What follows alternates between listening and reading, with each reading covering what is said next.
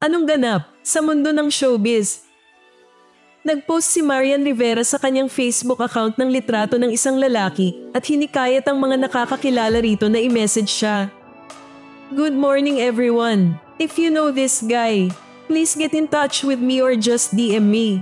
Thanks, ani Marian sa post. Tanong ng kanyang followers bakit hinahunting ni Marian ang lalaking ito. Sagot ng aktres, bully umano ang naturang lalaki at gusto niya itong mahanap. May netizen na nakisali sa usapan at nagbiro pa. Mas gwapo naman si Ding Dong kesa sa bully na yan na sinang-ayunan pa mismo ni Marian. Ngunit kalaunan, binura rin ng aktres ang kanyang post bagamat hindi ito nakaligtas sa mga matyagang katketera online. Narito ang ilan sa kanilang komento. Nako, mali din siya, pinost pa niya. Paano kung poser yung nambully tapos mga fans ni Marian binalikan pa to? Sa dami ng fake accounts ngayon, dapat nag-PM na lang siya. Tanong ngayon ng netizens, sino nga ba ang bully na ito at bakit personal na hinahunting mismo ni Marian Rivera?